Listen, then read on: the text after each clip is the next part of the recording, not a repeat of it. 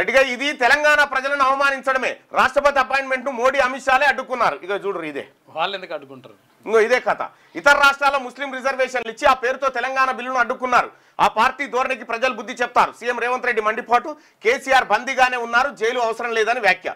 BC రిజర్వేషన్ల కోసం పోరాడుతున్న తమకు రాష్ట్రపతి అపాయింట్మెంట్ రాకుండా ప్రధాని మోడీ, హోంమంత్రి అమిత్ షాలు అడ్డుకున్నారని సీఎం రేవంత్ రెడ్డి ఆరోపించారు. ఇది తెలంగాణ ప్రజలను అవమానించడమేనన్నారు. ఇగో ఇది అయిపోయింది కదా. ఇగో ఏది రాష్ట్రపతి అపాయింట్మెంట్ రాకుండా మోడీ అమిత్ షా అడ్డుకున్నారని చెప్తున్నారు కదా. ఎప్పుడూ అయిపో భాయ్ సాబ్, నువ్వు చేయబట్టే ఆ మాత్రం లొల్లి నడుస్తున్నావు. నువ్వు నిజంగా చెప్తా ఉన్నా కదా. తీన్మార్ మల్లన్న కనుక రాజీ పడి ఉంటే వీళ్ళు రెండో కథం చేద్దరు. అసలు ఈ మాటలే రాకపోతుండే, చర్చ అనేది జరగకపోతుండే, ఏ పార్టీ మాట్లాడకపోతుండే. అయిపోయింది. ముఖ్యమంత్రి రేవంత్ రెడ్డి బీసీల ద్రోహిగా ప్రజలందరూ భావిస్తూ ఉన్నారు. ఇక ఇంకో పోల్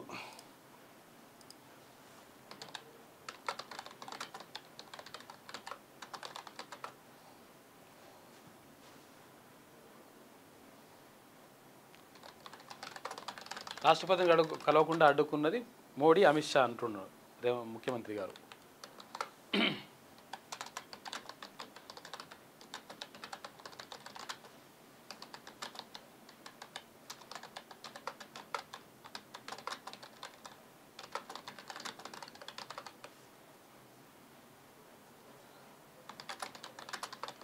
సురేష్ నాయక్ అంటున్నావు, నువ్వు ఏ బట్టి ఆ మాత్రం డొల్లి నడుస్తుంది, లేకపోతే ఎప్పుడో లోకల్ బాడీ ఎలక్షన్స్ అయిపోతున్నట్టు. వాస్తవమే అది.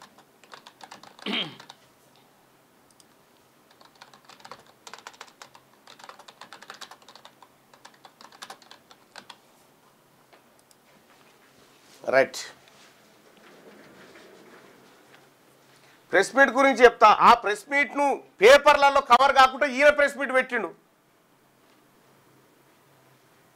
రాష్ట్రపతిని కలవకుండా అడ్డుకున్నది మోడీ, అమిత్ షాలే. రేవంత్ రెడ్డి వ్యాఖ్యలో నిజముందా? రేవంత్ రెడ్డి అబద్ధం చెప్తున్నాడు అనుకునే వాళ్ళు ఇక్కడ, రేవంత్ రెడ్డి చెప్పింది నిజమే అనుకునే వాళ్ళు ఇక్కడ. మీ అభిప్రాయాన్ని పోల్ రూపంలో జస్ట్ ఒక బటన్ క్లిక్ చేయడం ద్వారా మీ వస్తుంది. అన్న బీసీ పార్టీ ఎప్పుడు అన్నట్టు బీసీ పార్టీ రెడీగా ఉంది బాయ్ సాబ్, డోంట్ వరీ.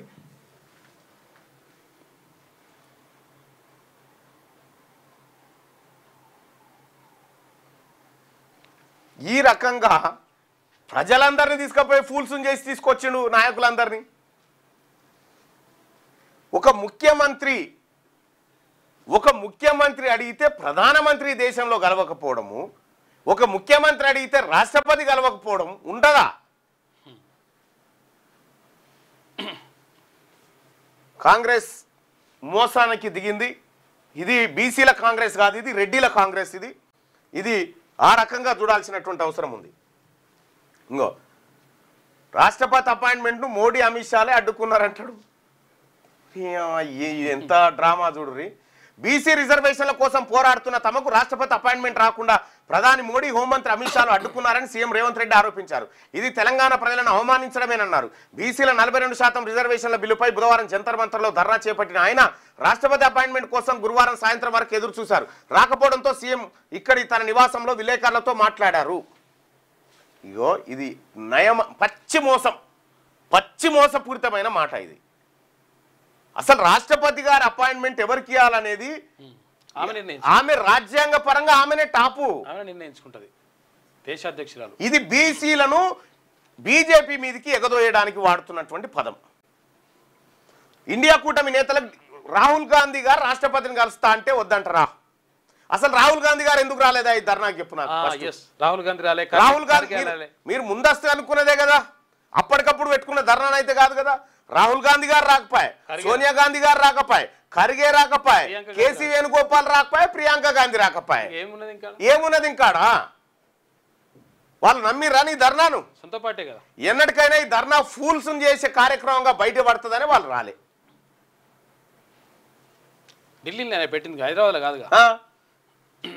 సరే, రాహుల్ గాంధీ గారు జార్ఖండ్లో ఉన్నాడు, మరి ఖర్గే ఏడున్నాడు, కేసీ వేణుగోపాల్ ఏడున్నాడు, ప్రియాంక గాంధీ ఏడున్నది, సోనియా గాంధీ గారు ఏడున్నారు? వీళ్ళు ఎందుకు రాలే నీ కార్యక్రమానికి?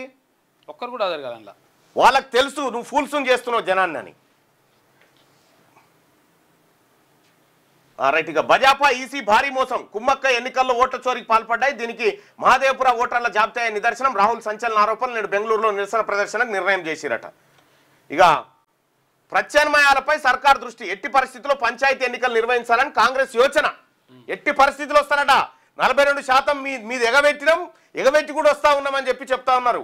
మీరు ఏం చేసుకుంటారా బీసీ వాళ్ళారా, మేము వస్తున్నా చూడరా, ఇంకా మా పెత్తనం నడుస్తుందని వస్తా ఉన్నారు అన్నట్టుగా. ఇక స్థానిక సంస్థల ఎన్నికల్లో బీసీలకు 42% రిజర్వేషన్లు కల్పిస్తూ చేసిన బిల్లుకు రాష్ట్రపతి ఆమోదం లభించే అవకాశాలు లేకపోవడంతో ప్రత్యామ్నాయాలపై రాష్ట్ర ప్రభుత్వం దృష్టి సారించినట్టు తెలిసింది. ఢిల్లీలో ధర్నా చేసినా ఆశించిన ఫలితం రాకపోవడం, రాష్ట్రపతి అపాయింట్మెంట్ దక్కకపోవడం, మరోవైపు హైకోర్టు ఆదేశాల మేరకు సెప్టెంబర్ ఆఖరులోగా ఎన్నికలు నిర్వహించాల్సి ఉండడంతో తన ముందున్న మార్గాలను ప్రభుత్వం పరిశీలిస్తున్నట్టు తెలిసింది.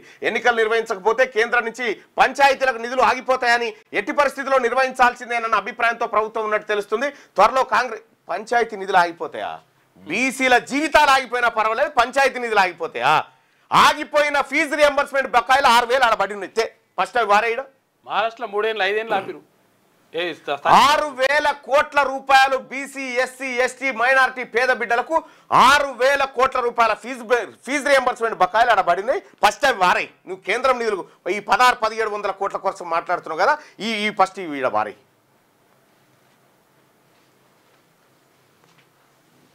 త్వరలో కాంగ్రెస్ రాజకీయ సలహా కమిటీ సమావేశం నిర్వహించి స్థానిక సంస్థల ఎన్నికలపై చర్చించి ఓ జీవో ద్వారా రిజర్వేషన్లు కల్పిస్తే ఎట్లుంటుందని చర్చ చేస్తున్నాడు.